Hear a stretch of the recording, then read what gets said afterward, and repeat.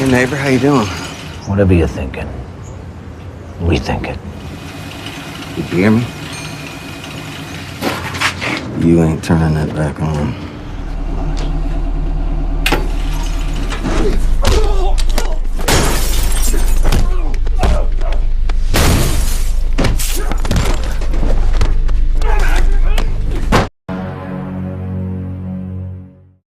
Di awal film kita diperkenalkan dengan sekelompok geng motor yang sering dijuluki dengan nama Outcast. Geng ini juga telah menguasai kota dan mulai meresahkan kepolisian. Sebab selain ugal-ugalan di jalan, geng ini juga merupakan gembong barang haram. Kelompok ini dipimpin oleh Danny atau yang lebih dikenal dengan nama Tukimin. Dalam menjalankan bisnisnya, dia dibantu oleh sang anak yaitu Jojo. Selain itu, ada juga anggota kepercayaannya yang sering menjalankan tugas-tugas berat dan dia adalah Dalton. Everything set, Dalton? Yeah, all good.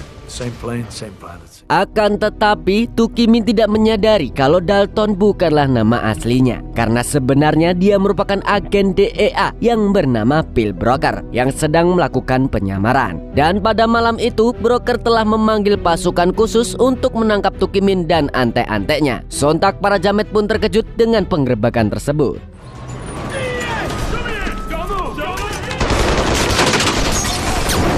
Penggerebekan ini awalnya berjalan lancar sebelum Tukimin dan Jojo menyerang para agen. Alhasil baku tembak pun tidak dapat dihindari. Dan ketika situasinya semakin genting, Tukimin memutuskan untuk kabur bersama Jojo. Tapi sebelumnya dia meledakkan pabriknya terlebih dahulu untuk mengalihkan perhatian.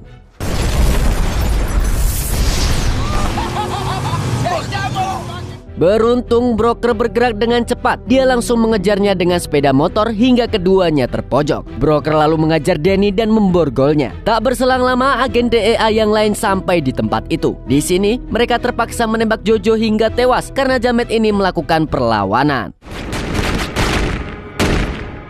Melihat kematian Jojo, Broker merasa sangat terpukul. Karena bagaimanapun juga Jojo adalah teman baiknya. Dan sejak saat itu Broker memilih untuk pensiun dari DEA dan berusaha menjauhi keramaian. Broker juga membawa anaknya yang bernama Maddie. Dia adalah gadis penyendiri yang sering dibully oleh Teddy, bocil paling nakal di sekolahnya. Namun sebagai anak dari Broker, Maddie tidak tinggal diam. Dia langsung bangkit lalu mengajar Teddy sampai berdarah.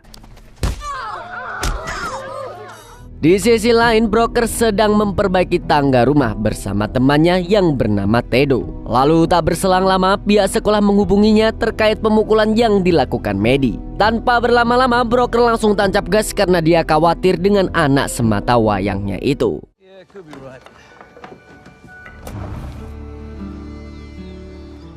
Setibanya di sekolah, Broker disambut dengan amarah oleh Casey yang merupakan orang tua Teddy. Beruntung suaminya segera membawa Casey pergi.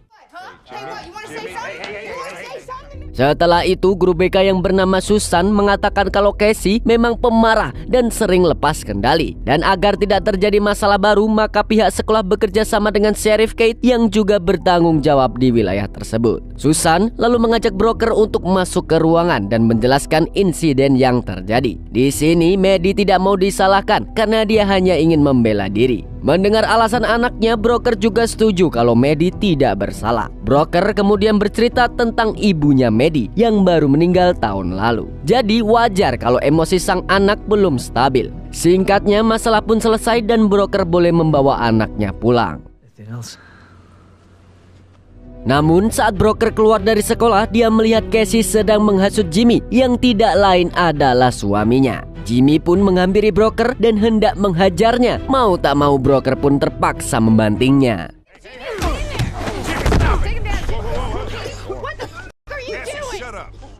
Untungnya, Sheriff Kate langsung memisahkan keduanya. Di sini, Casey terlihat semakin benci dengan Broker. Dia juga marah kepada Jimmy yang terlihat seperti pengecut. Casey pun berniat mengadu kepada kakaknya yang bernama Gator atau yang dikenal sebagai Samidi. I gotta see my brother. Let's just keep. Yeah, now you're acting all big.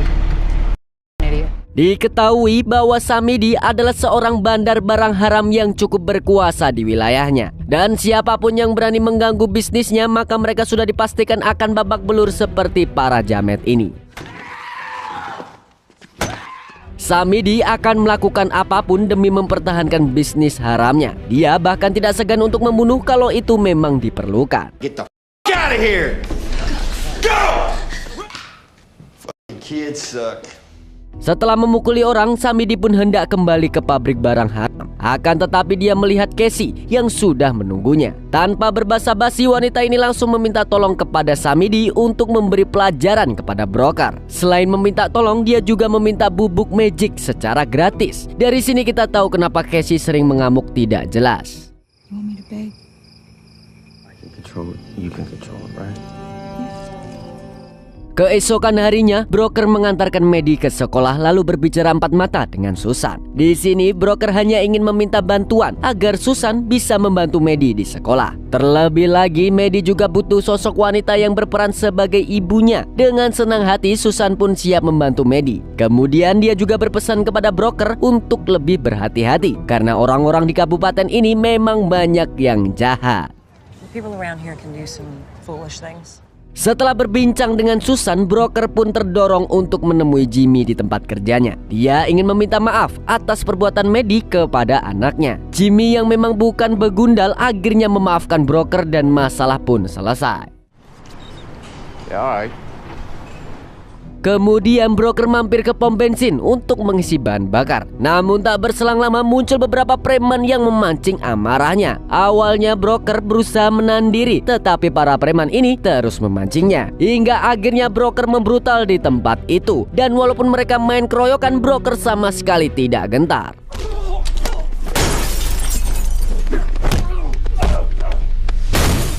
Selepas membrutal, broker bertanya kepada salah satu preman. Dia ingin tahu siapa begundal yang telah mengutus mereka. Tapi mereka mengaku tidak disuruh oleh siapapun. Padahal mereka jelas-jelas disewa oleh Samidi untuk memberi pelajaran kepada broker.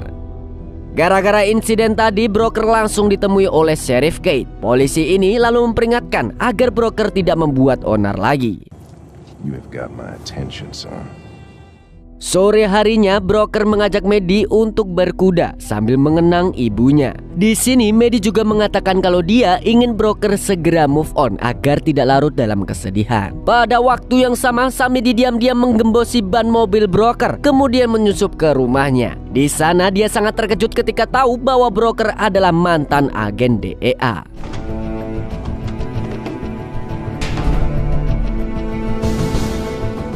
Malam harinya, Maddie tidak bisa tidur karena kucing dan boneka kesayangannya hilang. Ternyata Samidi sempat mengambilnya sebelum pergi dari rumah itu. Broker pun menenangkan Maddie dan berjanji akan segera menemukan kucing dan boneka tersebut. Di sisi lain, Samidi sedang membaca berkas-berkas broker. Dan setelah melihat semua dokumennya, dia menjadi lebih termotivasi untuk menghancurkan hidup broker. Bersamaan dengan itu, broker menemukan boneka Maddie di pekarangan rumah dengan kondisi sudah rusak. Sepertinya ini adalah peringatan kedua untuk broker setelah preman di pom bensin tadi. Samidi kemudian menelpon wanita bernama Cheryl, sesama bandar barang haram yang memiliki koneksi dengan geng Outcast. Keesokan harinya, Samidi bertemu dengan Cheryl di pabriknya. Dan tanpa berbasa-basi, mereka berdua langsung memuaskan hasrat masing-masing di tempat itu. Kemudian Samidi menunjukkan berkas tentang broker. It's a goddamn undercover cop. Di sisi lain, broker menyangka kalau yang mencuri kucing Maddie adalah Jimmy. Dia pun melabraknya di tempat kerja dan meminta Jimmy untuk segera mengembalikan kucing tersebut. Akan tetapi Jimmy terlihat kebingungan. Oh, my kid's cat back. Cat? Sementara itu, tujuan Samidi mengundang Cheryl adalah karena dia ingin bekerja sama dengan Tukimin CS. Dia tahu kalau Tukimin ingin balas dendam kepada broker. Maka dari itu, Samidi membujuk Cheryl agar mau bernegosiasi dengan pihak Tukimin. Jika kerjasamanya berhasil, bisa jadi bisnis barangnya bisa semakin luas. Pig. Just trust me. Cheryl pun setuju dengan rencana Samidi. Malamnya, dia langsung menemui pengacara Tukimin yang bernama Wak, lalu memberikan berkas tersebut. Dan tak lama setelah itu, Wak segera menghampiri Tukimin di penjara, kemudian menunjukkan foto broker. Di sini rasa dendam Tukimin semakin besar. Please tell me you know where this motherfucker is. Di lain pihak, broker memberitahu Maddie bahwa dia akan mengadakan pesta ulang tahun untuknya. Sebelumnya, broker dan Susan telah merencanakan semuanya agar Maddie bisa tersenyum lagi meski sang ibu sudah tiada. Thanks, Dad. Keesokan harinya, broker kembali mengantarkan Maddie ke sekolah. Di sana, dia mengundang Teddy untuk datang ke pestanya. Broker juga berjanji kepada Casey bahwa dia akan membelikan pakaian untuk Teddy sebagai ganti rugi atas kejadian tempo hari. Yeah, I'm replacing it. All right. Guess that does it. Setelah mengantarkan Maddie, broker menjalani rutinitasnya sebagai tukang kayu. Dan seperti biasa, dia ditemani oleh Theodore. Sambil menata kayu-kayu, Theodore memperingatkan broker agar tidak berurusan dengan Samidi. Selain itu, dia juga memberitahu kalau Samidi telah bekerja sama dengan Sheriff Kate, sehingga sulit untuk melaporkannya. Intinya, broker harus tetap waspada dengan gerak-gerik Samidi. Remember what I told you? He ain't true. Siangnya, pesta ulang tahun Maddie pun digelar dengan meriah. Maddie juga terlihat sangat bahagia karena teman dan gurunya ikut merayakan pestanya. Di tempat lain, Cheryl sedang menunggu utusan dari Tukimin. Akan tetapi dia sedikit takut karena Tukimin telah mengutus orang gila. Orang gila tersebut adalah Cyrus Hanks, salah satu petinggi Outcast yang terkenal sangat beringas. Tak berselang lama, Cyrus pun akhirnya tiba di tempat Cheryl. Tanpa banyak bacot, dia langsung menanyakan keberadaan broker. Namun Cheryl tidak mau mengatakannya sebelum pihak Outcast mau bekerja sama dalam penjualan barang haram. Mendengar hal itu, Cyrus justru marah. Dia sama sekali tidak peduli dengan bisnis milik Cheryl ataupun Samidi. Cyrus hanya ingin menghajar broker. Where is the narc? Malam harinya, Samidi pergi ke rumah Casey dan mengatakan kalau urusan dengan broker sudah selesai. Kemudian dia meminta Casey agar tidak lagi dekat-dekat dengannya karena orang itu adalah mantan agen DEA. Setelah itu, Casey lagi-lagi minta bubuk magic gratis. Tetapi Samidi tidak mau memberikannya. Dia ingin Casey berhenti mengonsumsi barang haram agar emosinya bisa dikendalikan. See, just pull yourself together. I'm sick of this shit. No more, Cassie.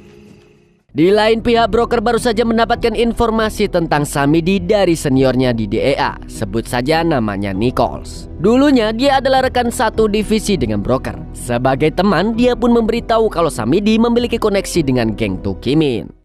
Thanks, Ronnie.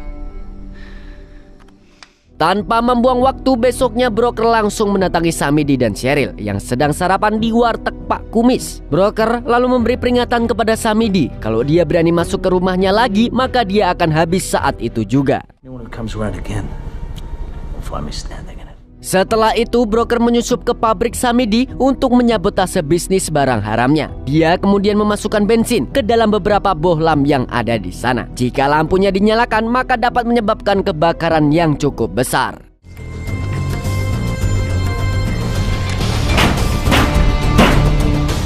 Di tempat ini, broker juga akhirnya menemukan kucing Maddie. Namun ketika hendak membawanya, tiba-tiba dia ditodong dengan shotgun oleh preman yang mengeroyoknya tempo hari. Sontak, broker pun langsung menghajarnya hingga pingsan. Tapi sayangnya broker sedikit lengah setelah itu, sehingga preman yang lain pun bisa memukulnya dengan linggis. Kemudian para preman ini menyiksanya dengan cara menenggelamkan kepala broker di dalam bak.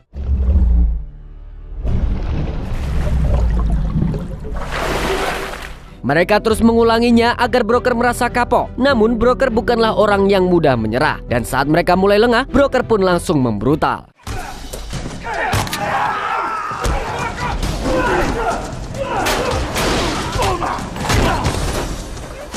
Dalam waktu singkat dia mampu menghabisi semua preman itu tanpa tersisa satupun. Selepas membrutal, broker langsung mengajak Maddie untuk pindah ke luar kota. Akan tetapi Maddie sudah mulai betah di sekolahnya. Dia tidak mau berpindah tempat lagi. You're a liar. Di sisi lain, Cyrus dan anak buahnya menemui Samidi untuk menanyakan lokasi rumah broker. Mereka telah bersiap untuk menangkapnya dan membalaskan dendam Tukimin. He's about 3 miles south of Route 12. Ketika hari sudah semakin gelap, Cyrus CS pun berangkat ke rumah broker ditemani oleh Cheryl sebagai penunjuk jalan. Pada waktu yang sama, broker sedang membereskan barang-barangnya. Dia juga dibantu oleh Theodore agar bisa lebih cepat. Singkat cerita, Cyrus dan antek-anteknya pun tiba di rumah broker. Mereka lalu berpencar ke setiap sudut rumah, termasuk kandang kuda. Dari dalam kandang, Tedo tiba-tiba keluar kemudian mengejar salah satu jamet.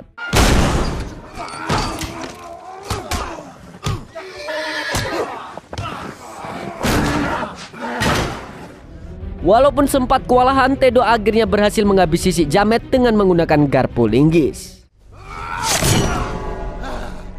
Setelahnya, Tedo langsung memberikan kode kepada broker dengan membunyikan klakson mobilnya. Tapi naasnya dia ditembak oleh anak buah Cyrus yang lain. Mendengar suara itu, broker pun segera menyembunyikan Maddie dan menyuruhnya untuk menelpon kantor polisi. Sebelum menunggu polisi datang, broker memutuskan untuk menyerang duluan.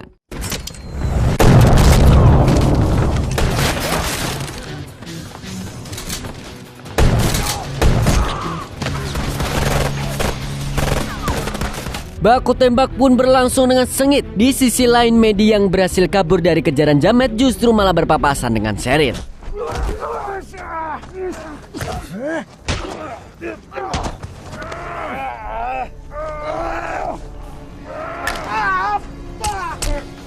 Singkatnya, broker mampu melumpuhkan Cyrus. Namun dia terlambat untuk menyusul Maddie karena Cheryl menculiknya lalu membawanya dengan speedboat. Tak berselang lama, Sheriff Kate datang membawa rombongannya. Tapi sayangnya mereka terlambat. Bersamaan dengan itu, Tedo kembali membunyikan klakson. Tapi kali ini dia meminta tolong karena darahnya sudah hampir habis. Selagi Tedo diobati oleh tim medis, tiba-tiba Sheriff Kate menerima sebuah telepon dari Maddie yang sempat membawa ponsel. Maddie pun segera memberitahu lokasinya. Lalu tanpa membuang waktu, broker langsung tancap gas. Sementara itu, Cheryl membawa Maddie ke pabrik Samidi. Samidi pun murka dengan tindakan Cheryl. Seharusnya Cheryl tidak membawa Maddie ke tempat tersebut karena Maddie adalah saksi mata dari penyerangan Cyrus. Tapi Cheryl sebenarnya tidak ingin melukai bocil itu. Dia hanya ingin memanfaatkannya untuk dijadikan umpan. What the f*** you bring her here? Get your f***ing hands. Beberapa saat kemudian, Casey tiba-tiba datang bersama Jimmy. Dia sudah curiga kalau Samidi adalah orang yang menculik Maddie. Di sini, Casey sudah tidak punya masalah dengan keluarga broker. Sebaliknya, dia justru ingin menolongnya. Namun saat dia menyalakan lampu pabrik, tiba-tiba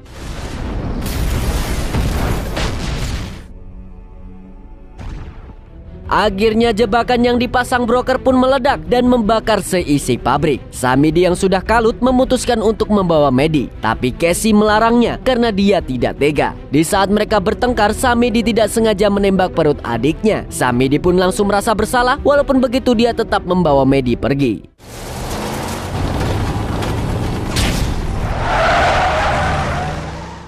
Di tengah jalan, broker yang melihat mobil Samidi langsung mengejarnya. Namun dia mengalami kecelakaan di atas jembatan hingga mobilnya terguling beberapa kali.